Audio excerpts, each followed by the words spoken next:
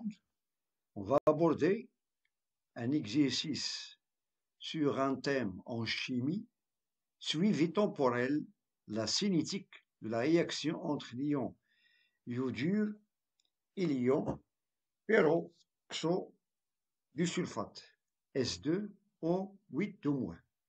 Deuxième bac, BIOF. Bien. On mélange dans un bécher un volume V1 d'une solution d'iodure de potassium K+, I-, de concentration C1, et un volume V2 d'une solution de peroxodisulfate de potassium de K+, S2O8-, de concentration C2. Donc l'équation de la réaction est donnée. On a 2K plus I-, plus 2K plus S2O8-, va nous donner le diiode plus le sulfate de potassium K+, 2SO4-. Donc on peut mettre 2 en facteur. Bien. Sachant que le volume V1 et V2 est égal à 20 millilitres. La première question, écrire les demi-équations d'oxydation et de réduction associées à cette réaction. Deuxièmement, construire un tableau d'avancement de la réaction. La dernière question, définir le temps de demi-réaction T1,5 à partir de cette courbe. On a ici une courbe de la concentration des ions iodures en fonction du temps. Donc le temps est exprimé en millisecondes et la concentration en millimoles par litre. Bien. Un peu de réflexion. Commençons par la première question. Écrire les demi-équations d'oxydation et de réduction associées à cette réaction. On va commencer par la première demi-équation de l'iode. On a I- va nous donner I2. Donc d'après l'équation, d'après la réaction, voilà, d'après l'équation de la réaction donnée, on a I- nous donne I2, c'est le diode avec l'ion iodure. Donc lorsqu'il nous demande de donner la demi-équation, donc on doit l'équilibrer au point de vue atomique, puis au point de vue charge. Donc on a ici un atome d'iode, dans le deuxième membre on a 2 atomes, donc on doit multiplier par 2. Donc pour avoir 2 I-, nous donne I2.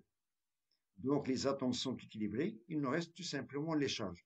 On a ici 2 charges négatives au premier membre, dans le deuxième membre, on a 0 charge. Donc on doit ajouter 2 charges négatives dans le deuxième membre, c'est-à-dire on va ajouter 2 électrons.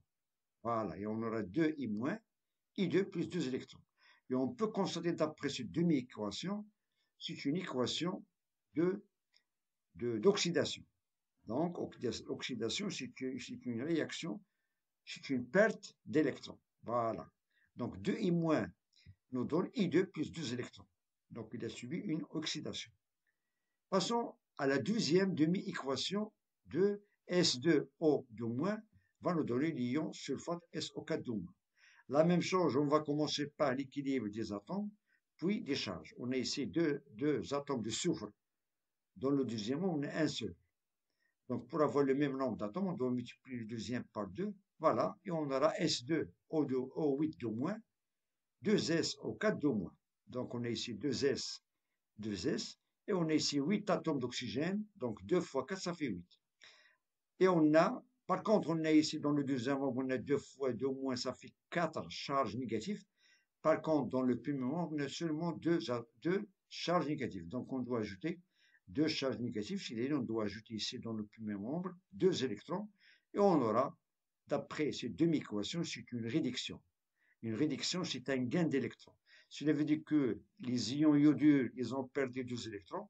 Par contre, ces ions de peroxo du sulfate, ils ont gagné ces 2 électrons. Donc, il y a eu un échange d'électrons entre 2 I- et S2O2-. Donc, bien sûr, c'est une réduction. Ensuite, on va simplifier pour écrire l'équation globale et ionique. Donc, on va simplifier par les 2 électrons, voilà, et on aura 2 I-, voilà, plus S2O2-, O8-, va nous donner I2 plus 2 SO4-. Voilà. Ça, c'est l'équation ionique de cette réaction. Donc, on a écrit, premier temps, la première demi-équation des ions iodures. Ensuite, dans la deuxième demi-équation, on a les ions peroxo du sulfate S2O2-. Voilà. Bien. Passons maintenant à la question 2. Construire un tableau d'avancement de la réaction.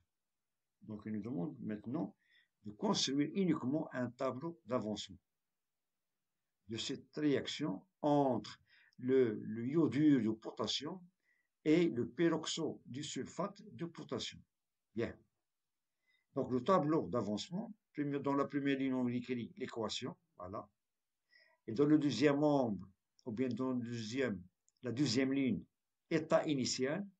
Et on peut utiliser de même l'état intermédiaire, ensuite l'état final. Donc, j'ai écrit uniquement l'état initial et l'état final. Donc, pour les ions, à l'état initial, les ions iodures, on a N1, c'est-à-dire un nombre la quantité de matière des ions iodures, on peut la symboliser avec N, qui est égal à la concentration C1 fois le volume V1. Pour le deuxième ion, S2O8 au moins, on peut la symboliser, sa quantité de matière, par N2, qui est égal à C2 fois V2. Donc, l'état initial, il n'y a pas formation de I2 et de SO4 2-. Par contre, au bout d'un certain moment, il y a formation d'une quantité de matière pour I2 et pour 2 SO4 2-. Donc, on doit la soustraire de la quantité de matière de chaque ion dans les réactifs. Cela veut dire qu'on aura N1, c'est de N1 moins 2XN. Pourquoi 2? Parce qu'on a ici le coefficient stoichiométrique des ions iodures, c'est 2. De même pour l'ion S2O8 2-, donc le coefficient est égal à 1, donc il suffit d'écrire C2, V2 moins XN, ou bien N2 moins XN. Par contre, il y a formation de I2, voilà, et pour l'ion sulfate, on a la formation de 2XN, parce qu'il y a le coefficient C2, 2XN. Ça, c'est le tableau d'avancement de cette réaction entre l'iodure de potassium et le peroxo du sulfate de potassium. Bien. Il nous reste maintenant la dernière question, question 3, définir le temps de demi-réaction T1,5 à partir de cette courbe. On peut constater d'après cette courbe, on a la concentration des ions iodures à l'instant T égale à 0, qui est égal à 5 millimoles par litre. Et à l'instant, donc, au bout d'un certain temps, on va constater qu'on a la formation finale, la concentration finale de ces ions iodures qui est égale à 1. Donc, ça veut dire que la concentration finale de ces ions I- est égale à 1 millimole par litre. Tout d'abord, on va commencer par la concentration des ions I- initiale. Donc, la concentration par définition, c'est C1 fois V1 sur le volume total, V1 plus V2. Le volume total, c'est-à-dire le volume du premier réactif de iodure de potassium, plus le deuxième réactif, son volume, et du peroxo du sulfate de potassium. Bien. Donc, ça, c'est l'expression de la concentration des ions iodure initiale, d'après le tableau ou bien d'avancement. Pour la deuxième concentration des ions I- finale, donc, on écrit la concentration du I- final sur C1 fois V1 moins 2 fois Xn. Pourquoi 2? Parce que le coefficient stoichiométrique d'après les réactifs, c'est 2I moins, d'après l'équation de la réaction. C1 fois V1 moins 2Xn sur le volume total V1 plus V2. Donc, on peut écrire dans ce cas la concentration de demi-réaction. Voilà, on a la concentration du I- 1 demi. Donc, il suffit de remplacer Xm par Xm sur 2. Et on aura C1 fois V1 moins 2 fois Xm sur 2 sur le volume total. Ensuite, on peut simplifier par 2 et on aura dans ce cas, on aura C1 fois V1 moins Xm sur le volume total V1 plus V2. Bien. Ensuite, on doit, ou bien on peut faire la somme de ces deux concentrations, c'est-à-dire la concentration initiale et la concentration finale. Et on remplace, on aura C1 fois V1 sur le volume total plus C1 fois V1 moins 2xm sur V1 plus V2. On a ici le même dénominateur commun. Et on peut constater qu'on a ici 2 fois C1 fois V1 moins 2 fois xm. Donc on peut mettre en facteur 2 et on aura la somme de cette concentration des ions U dur à l'état initial et à l'état final, c'est 2 fois C1 V1 moins xm sur la somme de ces deux volumes V1 plus V2. Et cette expression, c'est uniquement, c'est la concentration du temps de demi-réaction 1,5. Voilà, c'est la même. D'où on aura, qui est égal à 2 fois la concentration I moins 1,5.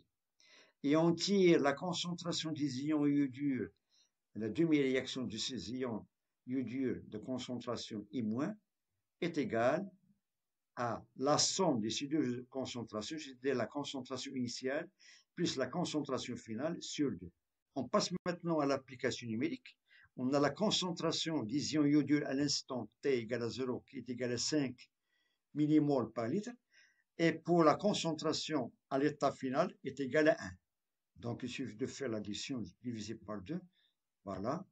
Et on aura 5 plus 1, voilà 5 plus 1 sur 2 qui est égal à 6 sur 2 qui est égal à 3 millimoles par litre. 3 millimoles par litre, d'où on peut positionner ce 3 millimoles dans le graphe et on trouve que l'abscisse de cette concentration est égal à 10 millisecondes. Cela veut dire que le temps de demi-réaction T1,5 est égal à 10 millisecondes. Bien. Donc, je vous remercie de votre attention. Bon courage et à très bientôt.